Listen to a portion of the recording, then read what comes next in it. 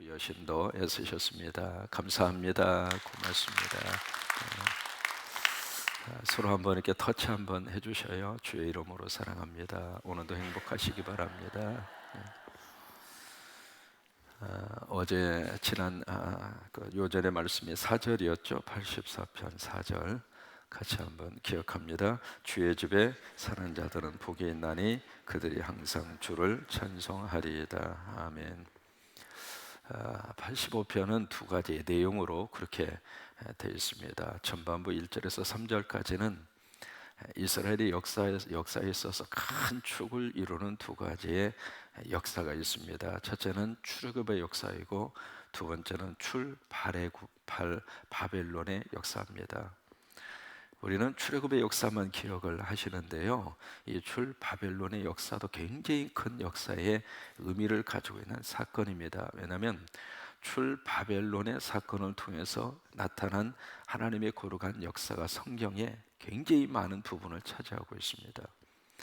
그래서 이제 애굽에서 나온 사건도 굉장히 큰 구원적인 사건의 의미를 가지고 있고, 또 하나 바벨론에서 70년 동안 포로 생활을 하다가 하나님이 그들을 해방을 해서 자기의 고향으로 돌아오게 하신 이 바벨론의 사건, 이것도 엄청난 의미를 가지고 있거든요. 그래서 이제 죄를 지어서 바벨론에 의해서 포로로 잡혀갔다가 그 긴 세월, 질고의 엄청난 시련의 과정이 끝나고 자유의 해방을 받고 이제 고향으로 돌아왔어요. 그러니까 얼마나 감격스러웠을까, 그 생각을 해볼 수가 있겠죠. 이제 그것에 대해서 감사하는 마음이 1절로 3절입니다. 이제 그 내용을 담고 있거든요. 1절에 보시면 여호와여 주께서 주의 땅에 은혜를 베푸사 야곱의 포로된 자들이 돌아오게 하셨습니다. 과거형이잖아요. 과거에 그렇게 역사하셨다고 하는 거예요. 마치 우리가 일제 36년 동안 너무 나라 없이 주권을 빼앗기고 그렇게 살던 우리 민족에게 바로 이 땅에, 우리 조선 땅에, 이 한반도 땅에 하나님이 은혜를 베푸셔서 우리에게 자유를 주셨고 해방을 주셨잖아요. 하나님이 하신 것이라고 하는 것밖에는 고백을 할 수가 없잖아요. 그런 우리가 과거 역사를 기억을 하고 하나님 너무 감사합니다, 하나님이 하셨습니다, 하나님이 은혜를 베풀어 주셨습니다, 이제 그 고백하고 똑같은 고백이 1절입니다. 그래서 2절에 가서 보시면 주의 백성의 죄를 사하시고 그들의 모든 죄를 덮으셨나이다. 그러니까 바벨론에서 하나님이 끄집어 준 거예요. 우리가 지은 죄를 용서해 주셨기 때문에 하나님이 구원해 주신 거예요. 과거에 지은 죄를 다 하나님이 씻으시고 십자가에 다 못 박아 버리시고, 그래서 더 이상 죄를 안 묻겠다고 하는 거예요. 죄가 사라졌다기보다도 하나님이 그 죄 자체에 대해서 더 이상 묻지 않겠다, 그 말이거든요. 그러니까 진노를 돌이키신 것처럼 하나님이 우리에게 내리시려고 했던 것을 다 용서하셔서 그들을 예루살렘으로 돌아오게 하셨다라고 하는 과거적인 베풀어 주신 은혜에 대한 고백입니다. 3절에 주의 모든 분노를 거두시며 주의 진노를 돌이키셨나이다. 이것도 과거잖아요. 그러니까 과거에 하나님이 그렇게 큰 역사를 하셨어요. 그것은 우리 민족도 똑같습니다. 우리 개인적으로도 마찬가지입니다. 하나님이 나를 끄집어 주셨고 하나님이 나를 자녀로 삼아 주셨고 다 용서해 주셨고, 그리고 지나온 삶의 자국을 가만히 되돌이켜서 생각해 보면 모든 것들이 하나님의 은혜예요. 그래서 우리가 늘 부르는 찬송이 있습니다. 지금까지 지내온 것 주의 크신 은혜라, 한이 없는 주의 사랑 어찌 이루 말하랴, 찬하게나 주의 손이 항상 살펴주시고 모든 일을 주 안에서 형통하게 하시네, 그거예요. 근데 우리 민족의 역사를 보더라도 지금 우리가요 성계적으로 급성장하고 세계의 주목을 받은 그 시기가 그렇게 오래되지 않습니다. 88 올림픽이 서울에서 있었잖아요. 그 올림픽이 생기기 전만 하더라도 대한민국 주목받지 못하던 나라였어요. 그리고 2002년 월드컵이 생기기 전까지만 하더라도 대한민국 그렇게 대단한 나라가 안 됐어요. 그때 그 짧은 기간 동안에 하나님의 전 세계 앞에 한국을 들어 쓰신 거예요. 이것은 정말 하나님의 은혜이고 하나님이 우리 민족에 부어주신 하나님의 축복이에요. 참 이것은 뭘로 표현할 수 없을 정도로 그렇게 우리 민족사에 가장 아름다운 지금처럼 찬란한 꽃을 피운 역사가 없습니다.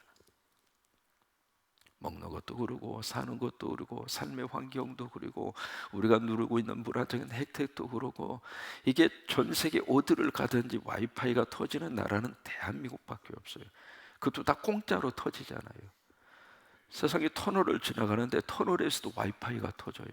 놀라지도 않으시는데요. 이게 전 세계 사람들이 한국에 관광을 와서 가장 많이 놀라는 것 중 하나가 왜 그렇게 와이파이가 잘 터지냐 이거예요. 돈도 안 받고. 참 하나님께서 우리 민족을 짧은 시간 내에 엄청난 은혜와 축복을 쏟아부어 주셔서 경제도 이렇게 세워주셨고, 지금 우리가 좀 힘들다 그런 이야기 합니다만은 어렸을 때 생각해 보세요. 우리 못 먹고 못 살던 그 시대를 생각을 해보세요. 지금 먹고 살만 하잖아요. 정직하게 한번 생각을 해보십시다. 냉장고 속에 먹을 거 있습니까? 그러면 감사한 거 아닙니까? 그거 하나만 보더라도 지금 우리가 힘들다라고 하는 기준이 중요한 거예요. 아니 가장 잘 되던 시절을 딱 기준으로 삼고 그때부터 좀 미치지 못하면 힘들다 그 생각을 가지면 계속 힘든 거예요. 그런데 삶의 밑바닥을 생각을 하면 조금만 나아져도 고마운 거예요. 조금만 형편이 나아져도 감사한 거예요. 그러니까 생각의 기준의 문제거든요. 결국 하나님이 이 과거의 역사 속에 우리 민족 속에 부어주신 은혜가 너무 커요. 그래서 85편의 1절로 3절의 고백이 바로 우리의 고백이 될 수 있는데, 이렇게 고백을 하던 이 시가 4절로 가면 분위기가 확 하고 바꿔집니다. 4절부터는 어떤 내용으로 바꾸어지느냐면 하나님 앞에 애통하면서 간구하고 있습니다. 4절을 보실까요? 우리 구원의 하나님이여 우리를 돌이키시고 우리에게 향하신 주의 분노를 거두소서. 이게 과연 무슨 말인가요? 그렇게 하나님의 은혜를 주시고 하나님이 그렇게 쓰시고 하나님이 그렇게 축복하셨는데 4절 이하의 말씀으로 딱 돌아가서는 하나님, 주님 하나님의 분노를 거두소서. 하나님 저희들에게 돌아와 주세요. 그 지금 간구를 지금 여기 4절에서 하고 있거든요. 그 다음에 7절로 가서 보시면 여호와여 주의 인자하심을 우리에게 보이시며 주의 구원을 우리에게 보이소서. 구원 받았는데 바벨론에서 예루살렘으로 돌아오는 순간 이미 구원을 받았는데 하나님 우리 구원해 주세요. 또 무슨 구원을 달라고 하는가? 이게 바로 뭐냐면 과거에 그렇게 큰 역사를 하나님이 부어주셨는데 지금 현실의 삶 속에서는 하나님이 안 보이더라 이 말이에요.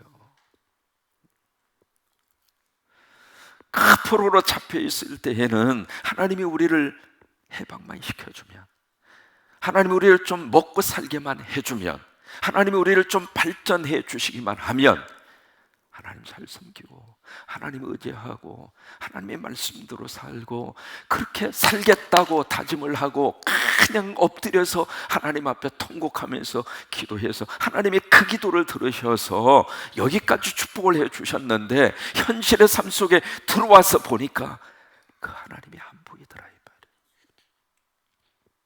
그래서 4절의 말씀에 가서 그냥 애곡하고 통곡하면서 하나님이 없으면 못 삽니다. 하나님 다시 오시옵소서. 하나님 다시 내 삶 속에 역사하여 주시옵소서. 그 간절한 간구가 지금 4절 이하에서 그렇게 지금 터지고 있는 거예요.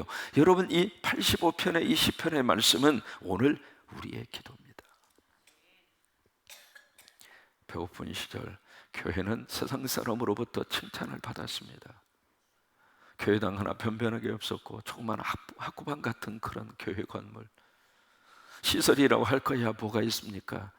그냥 마루바닥에 그냥 거기에 방석 끌어안고 그 차가운 몸을 덜덜덜 떨면서 무릎을 꿇고 그저 하나님 앞에 눈물 쏟으면서, 그 시절 한국 교회와 교인들은 세상 사람들로부터 그래, 교회 다니는 사람 괜찮은 사람이야, 인간성도 괜찮고 신용도 지키고 사람 인간이 돼서, 그런 칭찬을 듣던 교회가 한국 교회였어요.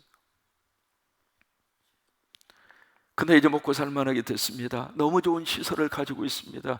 여러분이 이런 시설 꿈이나 생각을 했습니까? 그런데 환경은 좋아졌는데, 그래서 바벨론에서 포로에서 이제는 고향으로 돌아왔는데, 하나님이 그만큼 우리를 하나님 축복하셔서 여기까지 하나님이 도와주시고 인도해 주셨는데, 현실의 삶 속에서 하나님이 안 보인다 이 말이에요. 그 애통함이 고라의 자손의 가슴에 심장을 하나님이 치신 거예요. 그래서 4절 이하의 고백이 터지고 있는 거예요. 오늘 우리가 한국의 현실을 보면서 우리는 이 기도가 여기서 터져야 됩니다. 누구 원망할 필요 없습니다. 누구 잘못됐다고 손가락질하기 전에 우리가 하나님 앞에서 이 고백을 먼저 해야 된다 이 말이죠. 5절에 보세요. 어떻게까지 지금 통곡하고 있는가? 주께서 우리의 영원히 노하시며 대대에 진노하시겠나이까? 주께서 우리를 다시 살리사 주의 백성이 주를 기뻐하도록 하지 아니하시겠나이까? 지금 계속 질문 형태로 지금 이 기도를 하고 있잖아요. 하나님, 계속 주님 떠나시겠, 하나님, 우리 삶 속에서 하나님이 계시는 증거가 나타나지 않고 있는데, 하나님 언제까지 하나님 멀리 계셔야 하겠습니까? 그런 통곡이잖아요. 7절, 여호와여 주의 인자하심을 우리에게 보이시며 주의 구원을 우리에게 보여주옵소서. 구원받았는데 뭘 또 구원을 달라고 이야기를 하고 있는가? 구원받은 것으로 끝나는 게 아니라고 하는 거예요. 교회 나오는 것으로 끝이 아니라고 하는 거예요. 내가 성령 받은 것으로 끝이 아니라고 하는 거예요. 예배 한번 드린 것으로 끝이 아니라고 하는 거예요. 그 다음에 내 삶 속에서 하나님이 함께 하시는 역사, 힘들어도 하나님 붙잡고 사는 인생의 모습, 경제적으로 출렁거린다 할지라도 하나님 있으면 나 살 수 있다고 하는 그 당당함, 그게 왜 내 삶 속에서 없느냐 그 말이에요. 잘 나갈 때는 하나님이 계시는 것 같고, 곤도박질 칠 때는 하나님이 출장 가시고, 그런 하나님이었던가? 예배 드리는 순간에는 성령이 충만하고 예배 끝나면 성령님이 도망가시는 그런 성령님이셨던가? 그건 아니지 않느냐 그 말이에요.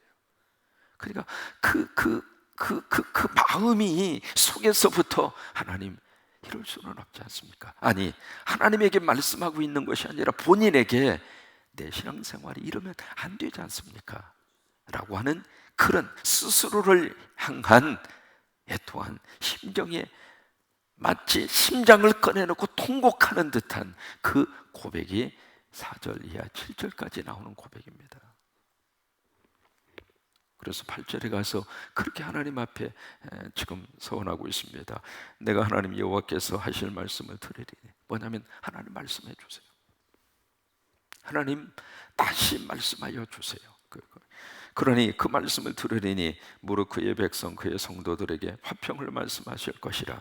그들이 다시 어리석은 대로 돌아가지 말지로다. 하나님 무슨 말씀을 하시든지 내가 이제 하나님 의지하고 하나님 붙잡고 하나님 순종하고, 그리고 내가 살겠습니다. 성령님 말씀하여 주시옵소서. 그래서 9절로 13절의 말씀은 하나님이 함께 했을 때 나타나는 삶의 모습이에요. 그럼 하나님이 함께 하시면 어떤 삶의 현상과 결과가 나타나게 되는가? 그게 9절로 13절의 말씀이에요.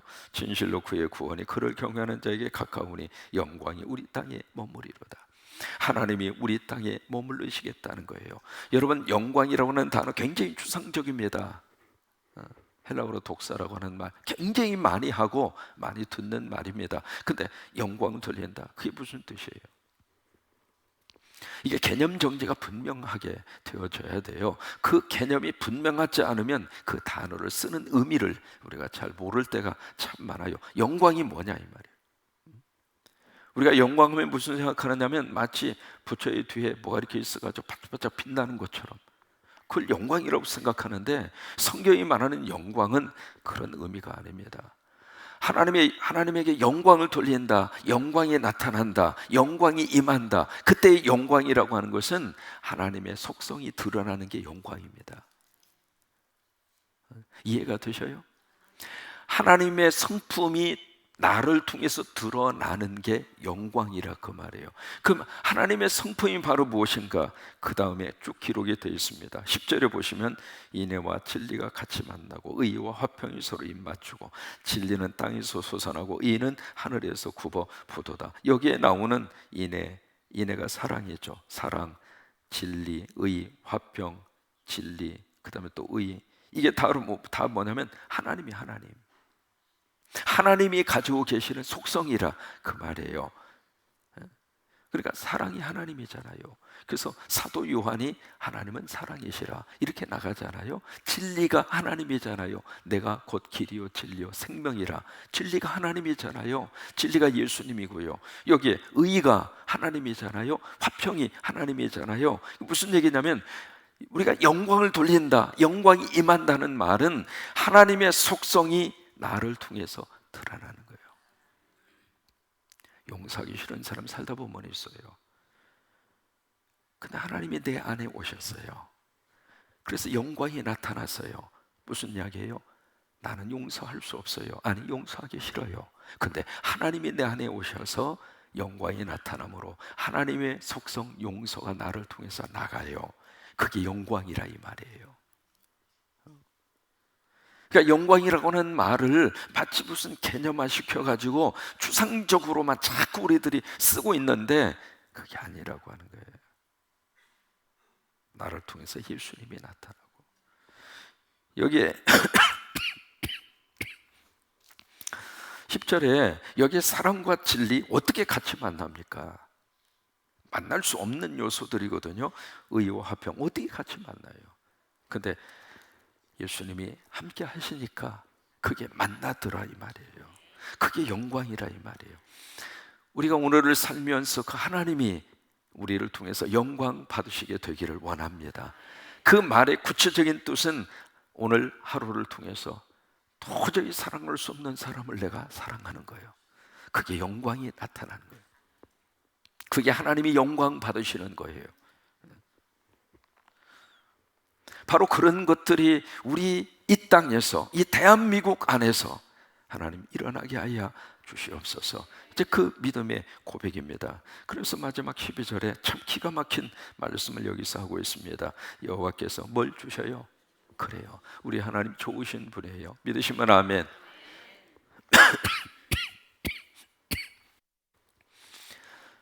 하나님 좋으신 분이라 이 말이에요.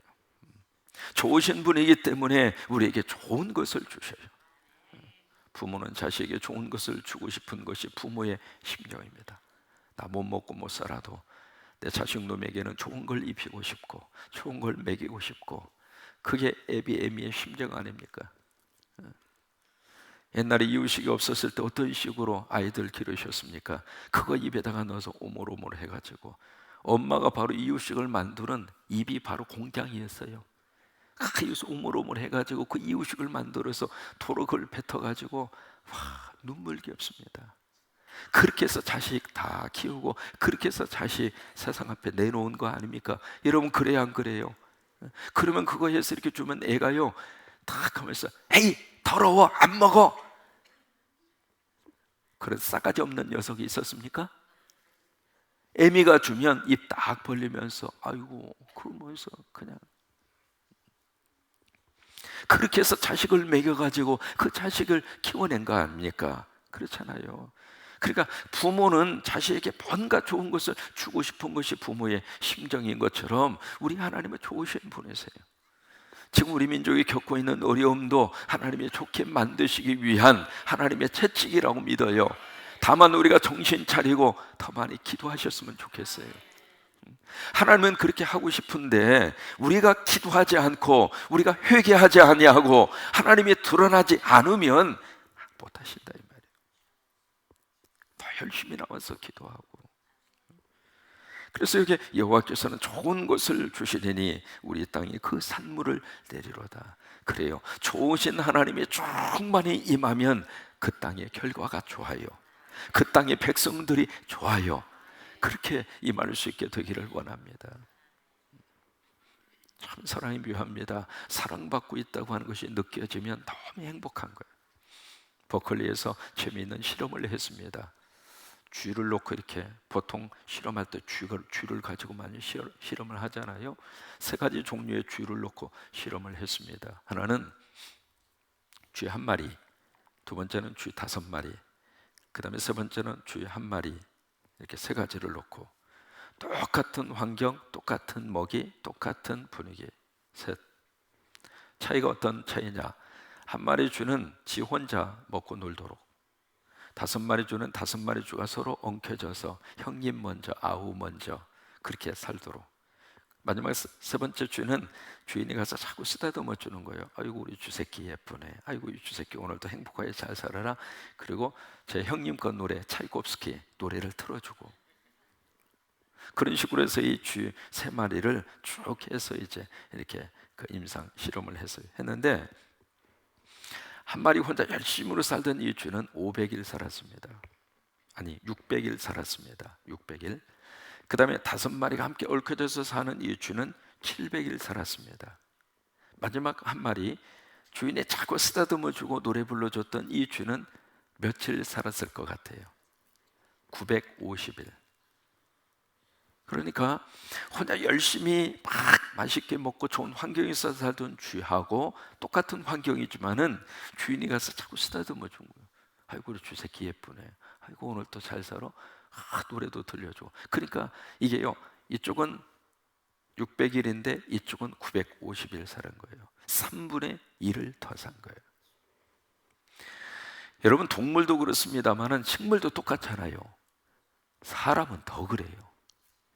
우리 구여신도 이쁘다, 이쁘다, 이쁘다.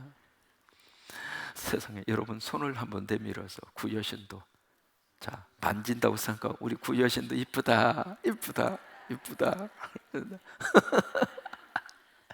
참 인사성도 박자라요. 이게요 참 사람은 더 그래. 사람은 그러니까 내가 사랑받고 있다고 하는 이 존재감이 나를 살리는 거예요. 살리는. 그러니까 여러분 교회 와서는 누구든지 난 하나님의 사랑을 받고 있는 존재이다, 그걸 느끼는 교회가 최고 좋은 교회예요. 그걸 느끼는. 예배를 드리면서도 내가 사랑받고 있는 존재구나, 내가 하나님의 사랑을 받고 있구나. 우리가 여러 가지 어려움도 있을 수 있고 신체적으로 좀 부족할 수도 있고 그래요. 그러나 하나님 앞에서 그냥 하나님이 그래도 너는 내가 창조한 나의 창조물이야, 너는 나의 작품이야, 내가 너를 사랑하고 있어, 내가 네 곁을 떠나지 않고 있어, 그 하나님의 사랑받고 있다고 하는 그 마음, 그것이 확인이 되면 그렇게 행복하고 좋은 거예요. 그래요. 우리 하나님 좋으신 분이세요. 우리 민족 속에 하나님 좋은 것으로 주실 줄로 믿고, 또 우리 가정에 좋은 것으로 주실 줄로 믿고, 우리 교회에 좋은 것으로 주실 줄로 믿고, 우리 손주들에게 좋은 것으로 주실 줄로 믿고, 이 한 주간 행복하게 사셨으면 좋겠어요. 그리고 금요일, 토요일 집에서 절대로 밥하지 마시고 여보 교회 가서 잡수고 오세요. 행복한 한 주간이 될 수 있게 되기를 바랍니다. 함께 일어나셔서 서로 예수 터치 설교를 들었으니까 그냥 터치하면은 요절 조금 있다 그냥 터치하면 좀 그러니까 공감 터치, 마음에서부터 공감하는 터치, 그 다음에 치유 터치입니다.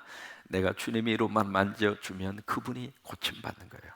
그러니까 공감 터치, 치유 터치 두 가지의 마음을 가지고 한번 자리에서 한번 일어나셔요. 새벽에 좀 이 새벽 오시느라 얼마나 감사해요. 고맙잖아요. 서로 한번 다니시면서 서로 한번 손을 꼭 잡으시고, 남자 여자는 미국식으로 허그하셔도 괜찮아요.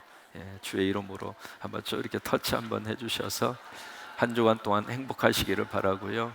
자, 우리 사층도 웬만하면 좀 하셔요. 주의 이름으로 사랑합니다. 고맙습니다. 감사합니다. 네, 너무너무 고맙습니다. 예. 예. 우리 거리를 불문하고 새벽에 오셔서 너무 감사하고 너무 고맙습니다. 예. 감사합니다. 예.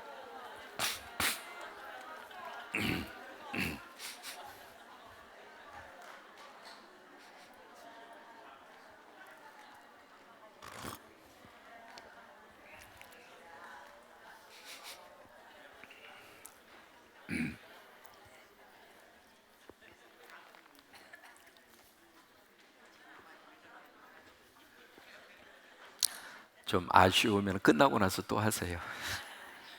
네, 요절 말씀은 12절입니다. 12절 말씀 간단해서 아마 기억하실 것 같아요. 12절 시작. 여호와께서 좋은 것을 주시리니 우리 땅이 그 산물을 내리로다. 아멘.